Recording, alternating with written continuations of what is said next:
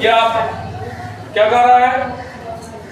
13वां प्रश्न है set 822 BW का वर्ष 2025 में पूछा गया ये प्रश्न है।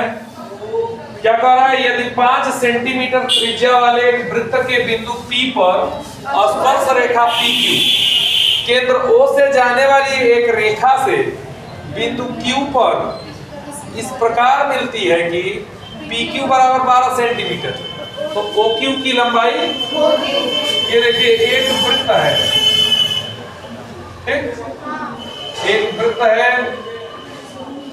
जिसका केंद्र है क्या? O। त्रिज्या वाले एक वृत्त के बिंदु P पर स्पर्श रेखा PQ, एक स्पर्श रेखा है PQ,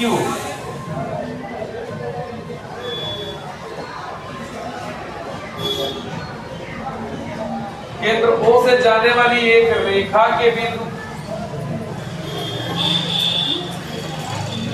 Q पर इस प्रकार मिलती है। ये देखिए, इस केंद्र से ये जाने वाली रेखा है और इसकी यह स्पर्श रेखा है।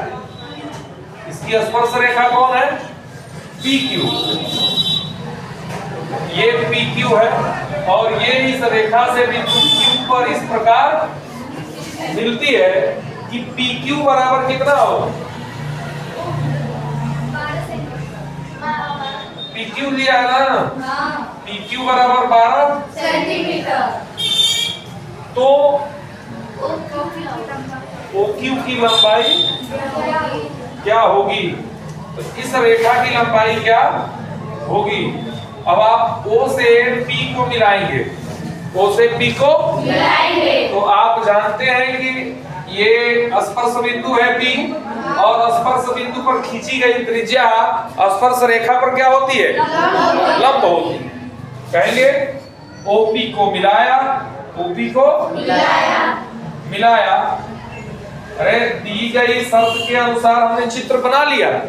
इसका स्पर्श रेखा PQ है जो केंद्र से जाने वाली रेखा पर बिंदु Q पर मिलता है और PQ का 12 सेंटीमीटर मान दिया है, त्रिज्या 5 सेंटीमीटर दिया है, तो इस OQ का मान चाहिए। हमने क्या किया? O से P को मिलाया। OP वृत्त की क्या है? जो वृत्त की त्रिज्या है, जो वृत्त की त्रिज्या है। और हम जानते हैं कि स्पर्श बिंदु पर खींची गई त्रिज्या स्पर्श रेखा पर क्या होती है? यानी OP परपेंडिकुलर टू PQ, इसलिए एंगल OPQ बराबर क्या हो जाएगा? 90। तब त्रिभुज OPQ में किससे? पाइथागोरस प्रमेय से क्या होगा बाबू? ये जब समकोण है तो इसमें कर्ण कौन होगा?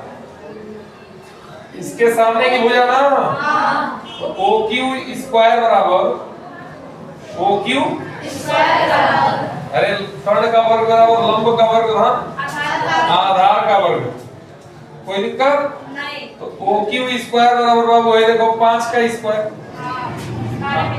ये 12 का स्क्वायर, OQ स्क्वायर बराबर 25 धन 144 और OQ स्क्वायर बराबर 169 हो जाएगा ना, और OQ बराबर √169, यानी OQ का मान कितना होगा बाबू? 13 सेंटीमीटर। यानी कौन सा विकल्प सही होगा? D। इसमें क्या सब कुछ कर रहे थे?